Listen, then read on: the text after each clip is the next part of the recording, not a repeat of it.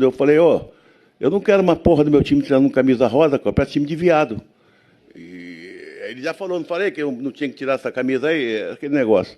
Está nas redes sociais e nos portais, na capa de praticamente todos os portais neste momento, não só a volta específico no assunto futebol, mas a fala dele na coletiva de imprensa, no caso a fala associando as camisas cor-de-rosa. Ele falou bem assim, né? Eu não quero AP do meu time treinando de camisa rosa, parece time de V.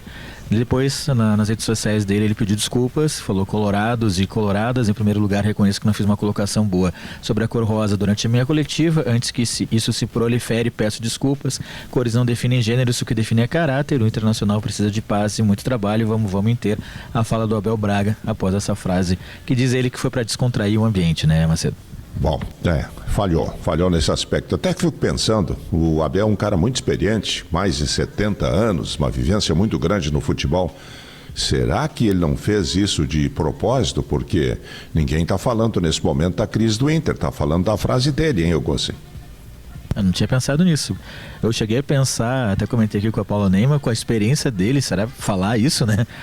Sabe que eu pensei a mesma coisa e todo mundo na expectativa pela coletiva, pela situação que o Internacional está enfrentando, o que ele iria falar para motivar o time ou para trazer os resultados esperados, e daí larga uma afirmação dessa, sendo que já o técnico anterior também tinha feito uma declaração infeliz referente às mulheres, né?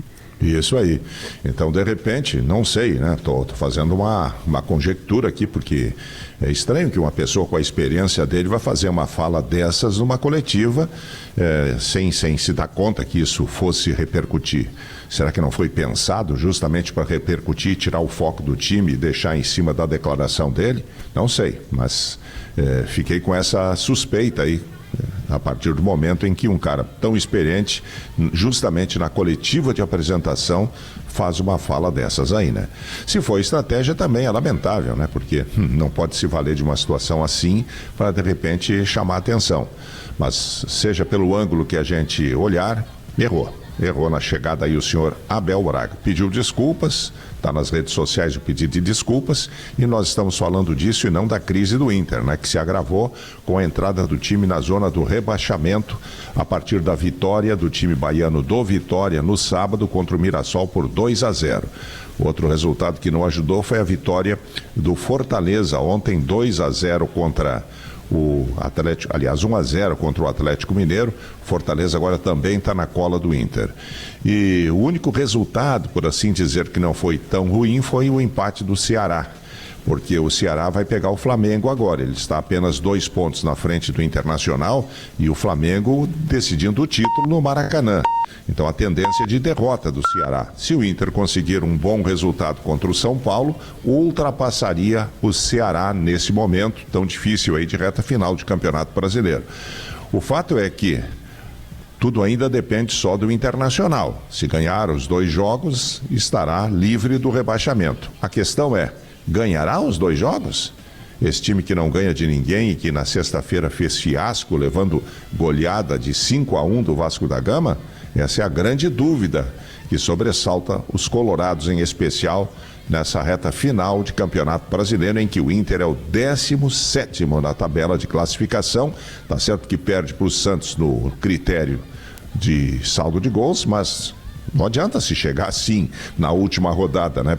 Com a diferença de saldo a favor do Santos, estará rebaixado igual, né? Então, nem serve de consolo. Se é lá no começo do campeonato, no meio do campeonato, saldo de gols é irrelevante. Mas nessa reta final, faltando 2 jogos, qualquer diferença aí pode ser decisiva na semana que vem, quando o Campeonato Brasileiro terminar. 5:30. Temos recados dos ouvintes aí, Kathleen Moreira? Tem sim, o pessoal já falando tanto do final do ano, que a gente abriu o programa dizendo que começou dezembro, que o pessoal começa a pensar nas metas, na correria de final de ano, e aí o Telmo Tondim, de Rolante, dizendo que trabalha com pintura e que todo ano é a mesma coisa. Parece que o mundo vai acabar até o dia 20 de dezembro, porque todo mundo quer que a casa esteja pronta, pintada e bonita para o Natal. Entra ano e sai ano, é a mesma coisa, a mensagem do Telmo.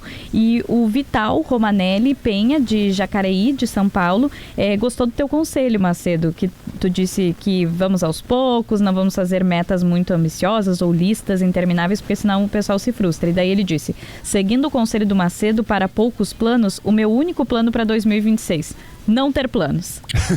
Que aí não se frustra, né? Tá tudo certo. E o pessoal falando sobre o tempo. A Cláudia Quiminazo dizendo que tem amanhecer nublado e quente no bairro Santana. Denir Scartezzini dizendo que tá garoando, que tinha começado uma chuva, mas virou garoa. 18 graus em Boqueirão do Leão. Tá tomando um chimarrão bem quente, escutando os passarinhos. A Luciane Marquísio dizendo que tá nublado e muitas nuvens no céu. Achou bem abafado, 21 graus em Viamão. Marcos Pedretti, amanhecer de 18 graus e céu nublado em Mussum, lá no Vale do Taquari. 18 graus em Bom Princípio e céu nublado. Mensagem do Fábio Vogel. Já choveu na madrugada, mas agora está bem nublado e não chove. Mensagem do Dutra, de Cidreira, no litoral norte. Caraá chuviscando, mensagem do Roberto. E o Sarrafo, lá de Caçapava, dizendo que tem poucas nuvens, 17 graus por lá, Macedo. Muito bem, 5h32 agora, temperatura de 20 graus.